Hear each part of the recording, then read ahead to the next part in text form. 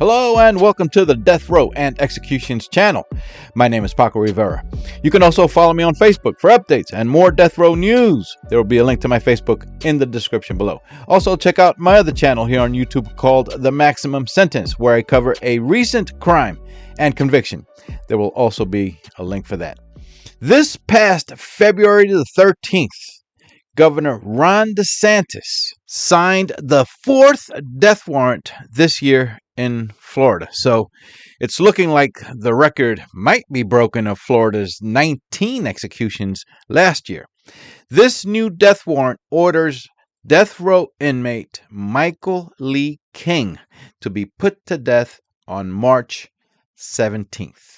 The case I'm going to tell you about today is very sad and tragic. And what is incredibly tragic about it is how many opportunities there were to rescue, to save the victim in this case, who would be abducted from her home, driven to the abductor's house where she was brutally, indecently assaulted, and later shot and killed. And those opportunities to rescue her did not happen. One of those possible attempts to rescue Denise Lee was attributed to a failure on the part of a 911 dispatcher to send out a notification of a kidnapping in progress. This case had in fact gained a lot of media attention after it happened regarding problems with the 911 system. There have been several documentaries on this case over the years. Dateline did one a couple years after the crime happened in 2008. 2020 did a presentation on this case last year in 2025, even though the crime happened about 17 years before. Another possibility to rescue Denise happened when an actual witness, a man named Harold Muxlow, who was also the abductor's cousin, had seen Denise restrained and in distress outside his home, and she was yelling for him to call 911, but he did not. I'll get a little more into that part of the story later. You know, having worked for many years with people in law enforcement, you learn things. And one thing I learned and would later tell other girls and women, and something I repeated several times to all my daughters, is that if a man ever tries to abduct you and put you in his car, you do everything possible to avoid getting in that vehicle, even if the man is holding a gun or knife. Let me repeat that. Even if he is holding a gun or knife. Because if you get in that car, that is almost certain death. So, of course, the first thing you try to do, if possible, is run, even if he's pointing a gun at you. If he has a hold of you, then you fight and kick and bite and scream. Do not let him walk you if getting away is not possible. Throw yourself to the ground and kick as hard as you can. Make it impossible for him to get you in that car. I have seen many cases where women who have done this, they got away, or the abductor gave up, got back in his car and left. I have even heard of cases where the woman said she had yelled out to the abductor, "You're going to have to kill me here because I'm not getting in that car." And that worked. You see, in most situations, the abductor gives up because he is not willing to take the risk of being caught. Also, his plan is to kidnap you, take you to another location where he can have his way with you and live out his fantasies, and then kill you and dump or bury your body. If he realizes those fantasies are not possible, he gives up. And killing you in a place where you will be found is a huge risk for him. So in most cases, he won't do it. This has been proven. Lastly, I'll add one more thing. If somehow the abductor was able to get you in his car, if you are able to, you wait until he is driving fast on a busy road in a busy area, and you lunge for the steering wheel as hard as you can and steer that car off the road where it will be seen by multiple people. Now, with that said, regarding the abduction of Denise Lee in the year 2008, I am sure that Denise would have done exactly what I am suggesting here, that she most likely thought the same way as far as not getting into that car. And I'll explain a bit later why I think Denise would have known to avoid getting in that car, that she would have done everything possible to not leave her home and get in that car. But what makes this situation different is that when she was abducted from her home, she had a toddler and a baby in that house. And at that point, surely her main objective was to get the intruder as far away from her children as possible. Even the family has said that she was willing to sacrifice herself for her babies and then worry about trying to save herself later. The man currently on death row in Florida, Michael Lee King, set to be executed on March 17th, was born in 1971. King is now 54 years old. He was 36 years old when this crime happened in the year 2008. He had moved from Michigan to Northport, Florida in 2002, where his cousin, Harold Muxlow, was living. King had just gotten divorced in Michigan, and acquaintances of King has stated that the divorce was very hard on him, and he appeared to be getting depressed. King also had a son from his marriage who was about 5 years old when King left Michigan in 2002, and that boy was about 11 years old in 2008 when King committed his crime. King did buy his own home in Northport, Florida, a 3-bedroom house on Sardinia Avenue, and he had his green 95 Chevy Camaro. He was working as a plumber. However, by January of the year 2008, when he abducted and killed Denise, King had left his job 3 months earlier, so he was unemployed. He had also stopped paying his bills and mortgage, and he was receiving notices from the bank of a possible foreclosure of his home if he doesn't make payments that are owed. Investigators would later learn that King had no criminal record, no history of committing crimes that they know about. There are also no indications of substance abuse or heavy drinking, so he wasn't into that. On the morning of the 17th of January, 2008, Michael King went to a gun shooting range where he met up with a friend named Robert Salvador. According to Robert, King had told him that he had his 9mm gun with him and wanted to do some target shooting with it, but he had no ammunition. Robert, who is a big-time gun enthusiast and owned plenty of guns and ammunition for multiple weapons, told King that he would give him some ammunition for the 9mm, and he took those to the range and gave them to King. Both men were at that shooting range that morning for about 2 hours.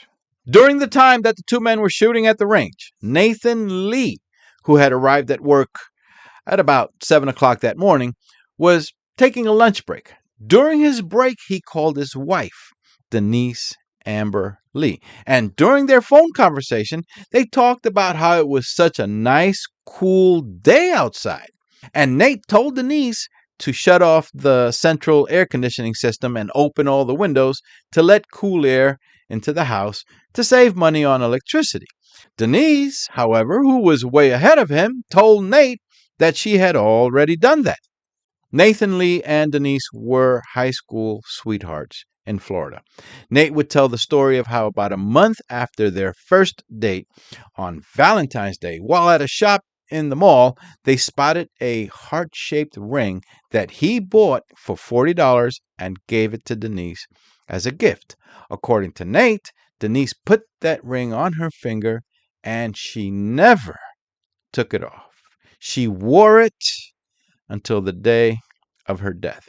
That ring will later become a piece of key evidence in this case. Shortly after graduating from high school, the couple would learn that Denise was pregnant, and both of them, knowing with certainty that they have found their soulmate.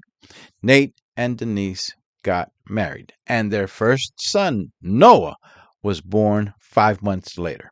Their second son, Adam, was born about 2 years later. Nate would later say that money was always tight. They were struggling. But they managed to find a house that they could afford on Latour Road in the city of Northport.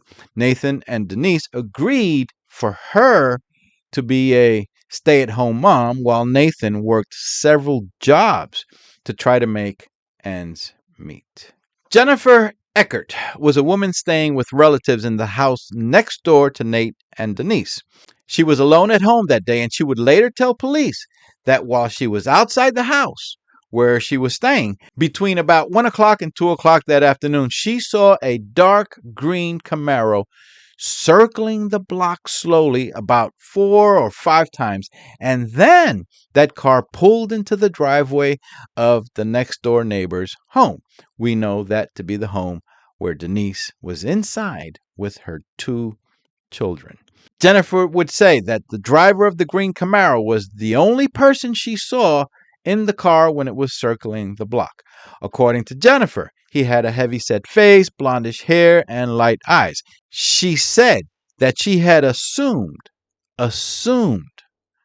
that he was probably a friend of the Lee family since he parked in their driveway, and that she went back inside her house. She said that about 10 to 15 minutes later, at about 2:30 that afternoon, she looked out the window and saw that car pulling out of the driveway of the next door neighbor's home.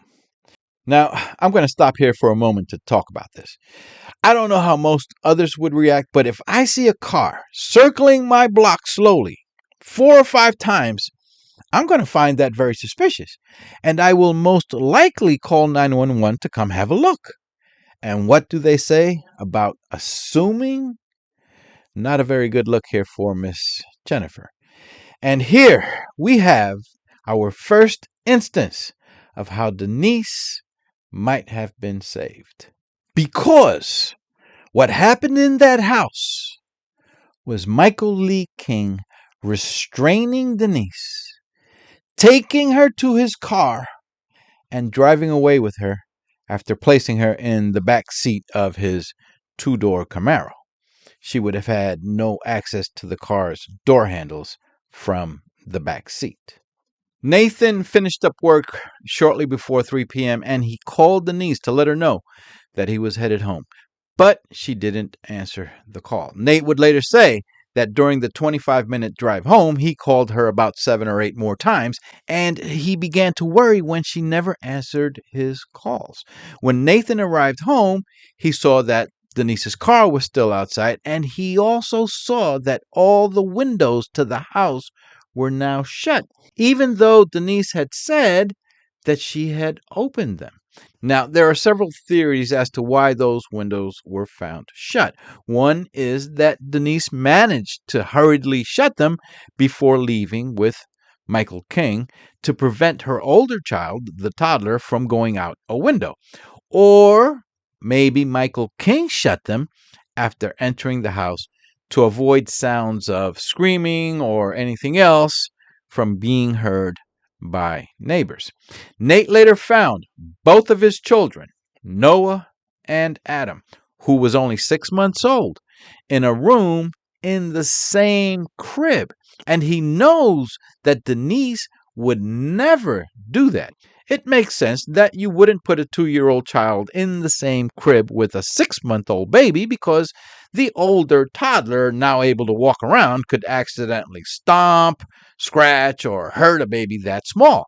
We don't know who placed Adam and Noah in the crib, but it's possible that Denise, at that moment, knowing that she was being abducted, had considered that to be the safest option for the children before leaving the house.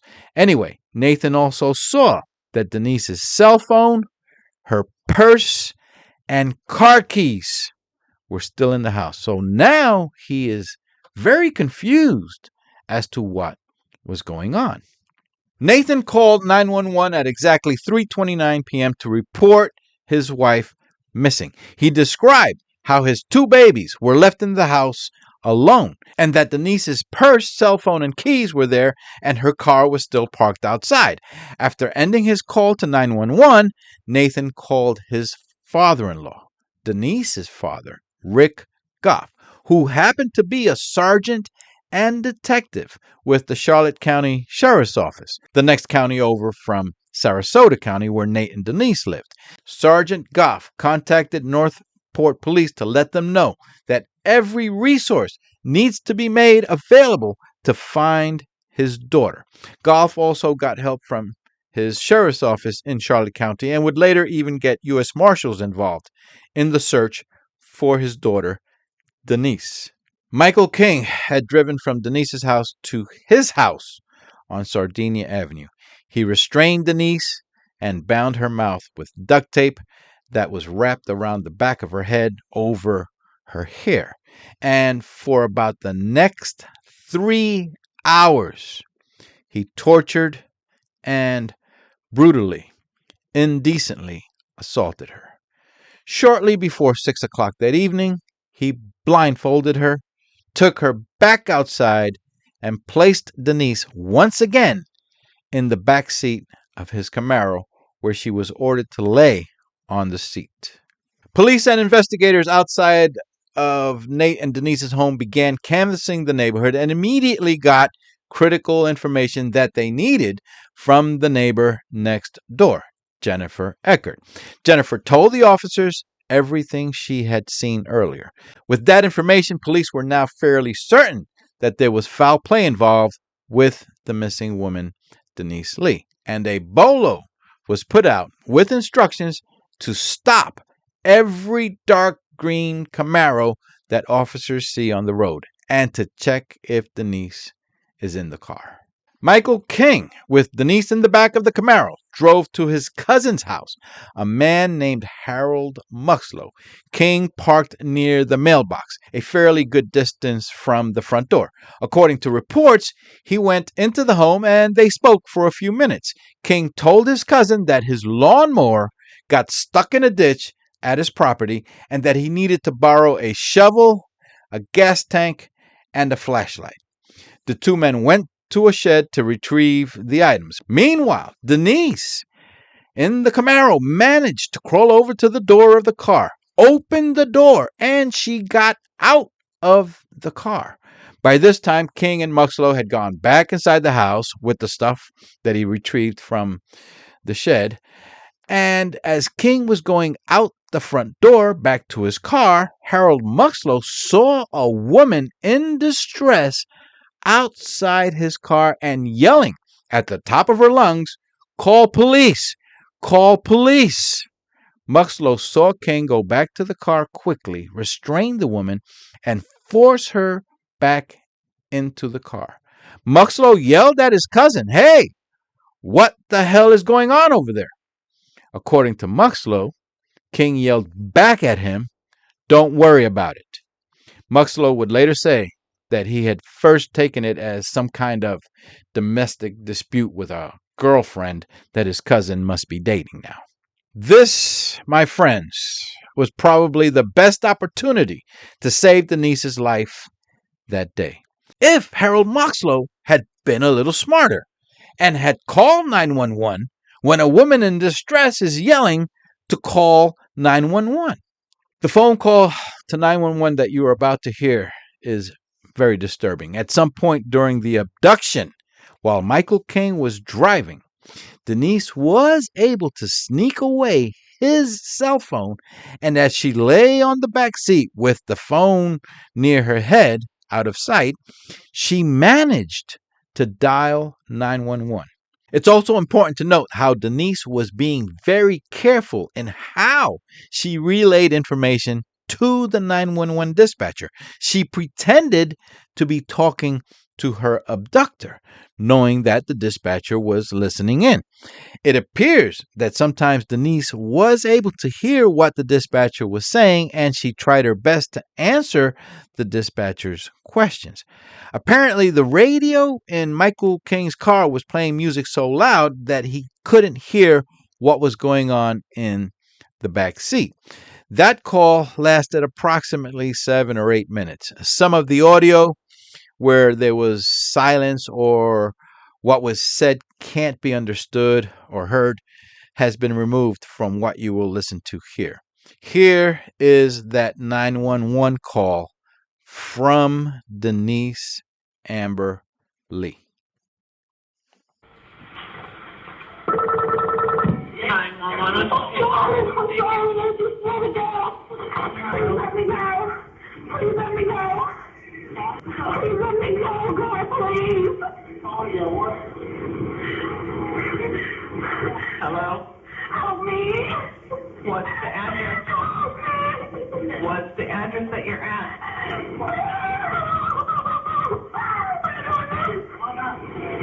What is the address that you're at? Hello, ma'am? Where are we going? I gotta go up to the house now. What's your name, ma'am? Hello? Please. What's your name? Please, my name is Denise. I'm your beautiful husband, and I just want to see my kids again. Your name's Denise? I'm sorry. Please, God, please protect me. Are you on I-75? Where are we? Where are you at?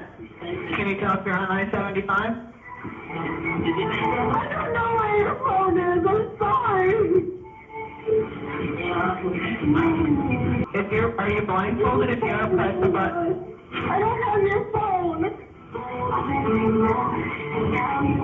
Do you know this guy? I don't know where your phone is. I'm sorry. Denise, do you know this guy? What's your last name? Please. Lee? Yeah. Do you know what street? Can you tell at all what street you're on? No. Do you know this guy that's with you? No. You don't know him from anywhere? No, please. Oh, God, help me. What's your address? What's your home address, do you know? I don't know. Please just take me to my house. Please just take me home. I'm okay, please. Can you see, or do you have a blindfold on? I can't see. Where are we? Can they turn off the radio or turn it down? I can't hear you. It's too loud. Where are we? Are you gonna help me? Are you gonna let me out now? Help me. In what was a very sad and devastating situation, police needed to confirm that the 911 caller was in fact Denise, and they played the recording for her father, Sergeant Rick Goff, to listen to it, and he positively confirmed that it was his daughter's voice.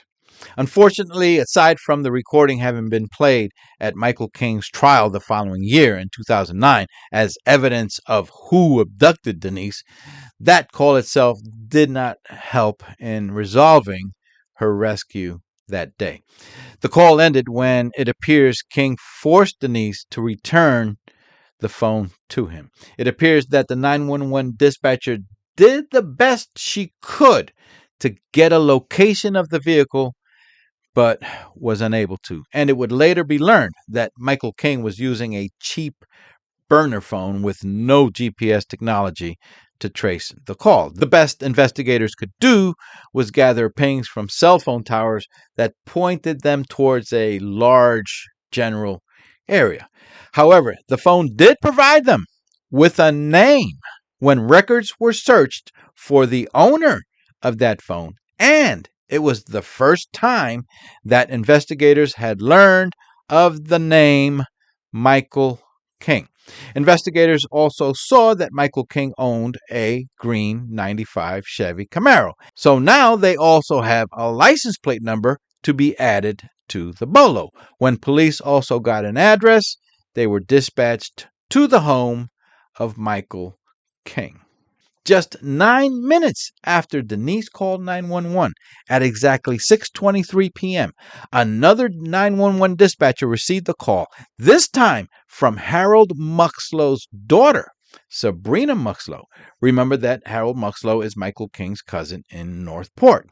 Sabrina Muxlow told the dispatcher that her father had just called her while she was at home to talk because he was very upset about his cousin, Michael King, having gone to his house to borrow a shovel, a gas tank, and a flashlight, and then realized that King was holding a young woman against her will in the car. Sabrina told the 911 dispatcher that King had just left her dad's house. She said that her father had told her that he saw the woman's hands tied up, but Harold Muxlow would later deny that he ever saw Denise tied up and that he never told that to his daughter. Sabrina would later also say that her father had told her to not call police, but she did anyway. Police were then dispatched to the home of Harold Muxlow. Going back a few minutes earlier, Harold Muxlow, after his conversation with his daughter Sabrina on the phone, probably with a guilty conscience for not contacting police, soon after his cousin Michael King left his house, he drove over to his cousin's house and saw that there was no lawnmower stuck on the grounds and there was nobody home. He now suspected foul play and decided to go to a payphone. Yeah, apparently there were still a lot of those around in 2008. So Muxlow went to a payphone and called 911, but he wouldn't identify himself or give his cousin's name, only the car that his cousin was driving and that there was a woman in the car apparently being held against her will. As it turns out, he had missed police also arriving at Michael King's home just minutes after he had left and made his way to that payphone. Police were already en route to Muxlow's house after his daughter's 911 call, and they met up with Muxlow there, who now gave police more detailed information about what he had seen. But by this time, any information that he had was already known, or was of no real use to police. It was too late. At exactly 6:30 p.m. that night, Charlotte County 911 received a call from a woman named Jane Kowalski, who was driving along US 41 near the borderline between Sarasota and Charlotte counties. Jane was driving alongside a Camaro and told the dispatcher that there is a child banging with her small hands on the rear window very hard and desperately, and Jane could hear the girl screaming. Jane could not see a face, only small hands, which is why she thought that it was a child. Jane had also said the car was dark blue or black. Maybe the sun was going down by this time, and in the darkness, or semi-darkness, she could not tell that the color was actually green. Jane told the dispatcher how this really does look like an actual child abduction. Jane would later say that she pulled up alongside the car and looked directly at the driver, who looked back at her. Jane said they locked eyes, and then a hand from the rear of the car came up again, and this time was banging on the side passenger window. Jane said there was a lot of traffic and she had to move forward because cars behind her were honking their horns, and that later the Camaro got behind her. As they approached an intersection, the Camaro suddenly got in the left lane and turned onto another road. Jane was still on the phone with the 911 dispatcher and told the dispatcher what road the Camaro had turned on. The 911 dispatcher thanked Jane for her call, and the call ended. As unbelievable as what I'm about to tell you may sound, no calls were made from dispatch to any of the officers on patrol on the roadways. Some might be inclined to believe that they didn't take the call seriously. Two dispatchers working that call that night, who would later temporarily be suspended from work, would later say that they forgot to send out the call to the patrol units. They forgot, and tragically, as it would be learned At the time of the 911 call, there were several patrol units in the immediate vicinity of the location that Jane had indicated during her call. This was probably the final chance to save the life of Denise Lee.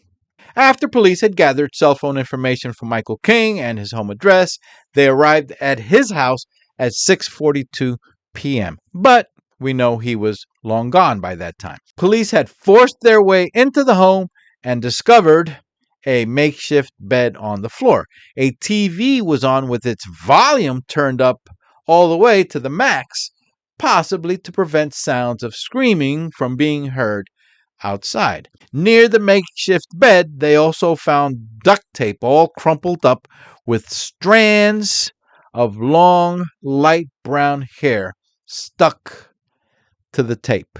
A little over 2 hours later, at exactly 9:16 p.m. that night, a Florida state trooper spotted the 95 Chevy Camaro traveling along a roadway, and he followed. He also confirmed that the license plate belongs to the Camaro owned by Michael Lee King.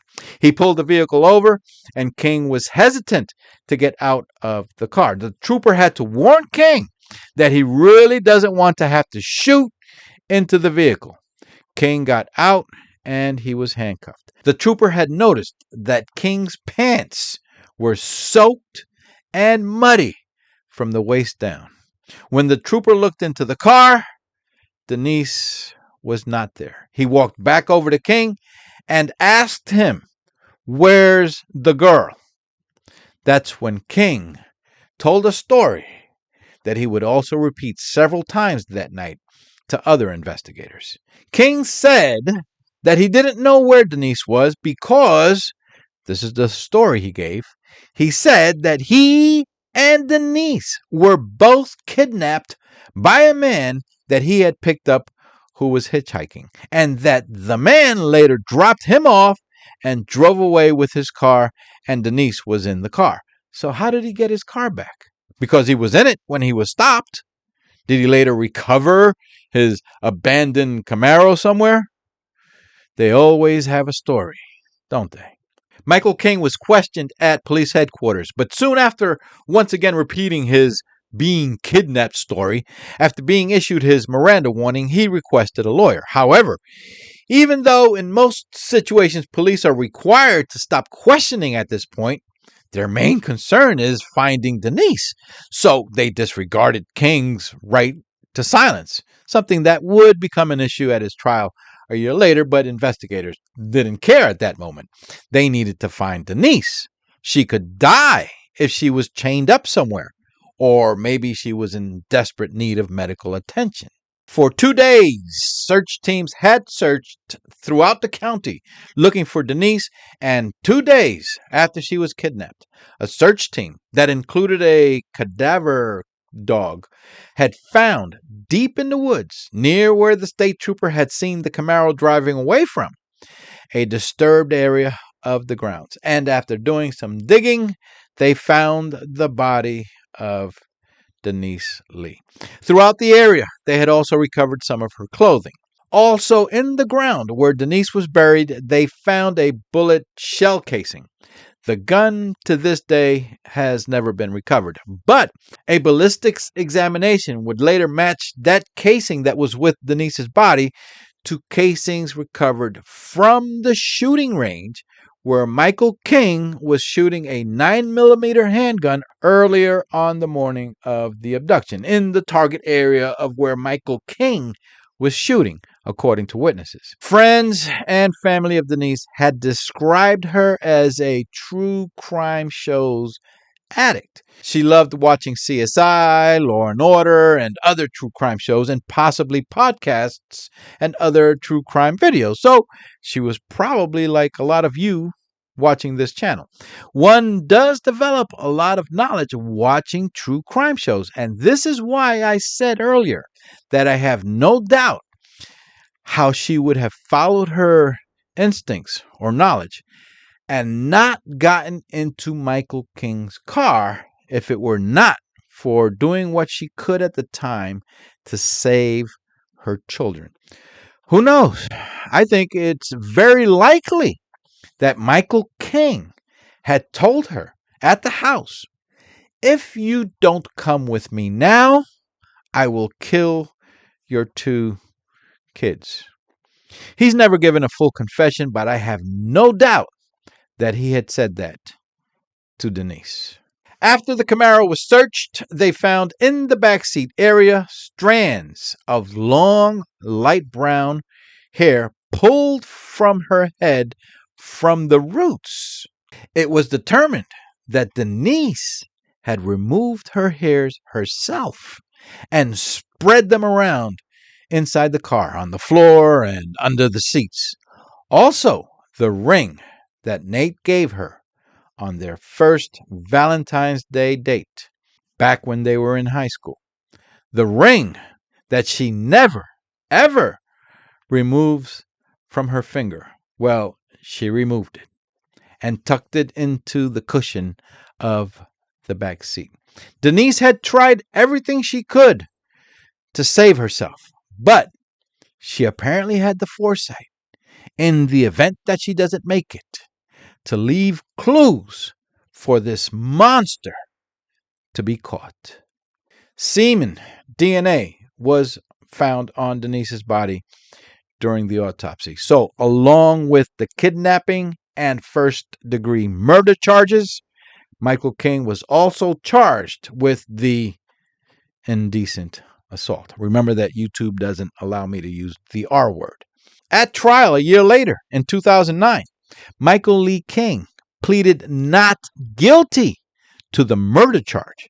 His story now was that he did kidnap and brutally assaulted her in his home, but that it was his friend, Robert Salvador, who later met up with him and got Denise to leave with him, who must have shot and killed Denise. Police had plenty of evidence with receipts and video camera footage from various stores that Salvador had been to that day, and his alibis had cleared him. So the jury didn't buy for a second that his friend Salvador was the killer. The family did file a lawsuit against Charlotte County for the failed 911 procedure regarding Denise Lee, and that her death could have been avoided had dispatchers done their jobs. The family would say that it's not about the money. It's about holding those responsible for their actions, or lack of action, actually. The county settled with the family for about $1.1 million. The home that Michael King had owned, seen here, was foreclosed by the bank during his incarceration and was later sold by that bank for $26,000. The person that bought the home would later say that he was unaware of the crime that had taken place inside that home. Denise's husband, Nathan Lee, would later learn of the sale, and he had stated that if he had known that the house was up for sale for $26,000, that he would have bought it and then demolished it to the ground. Please go ahead and hit the subscribe button for more of these death row and upcoming execution stories so that you're alerted when the next one comes out. You can also follow me on Facebook for updates and more. There will be a link to my Facebook in the description below. My name is Paco Rivera. Thank you for watching. Take care and bye for now.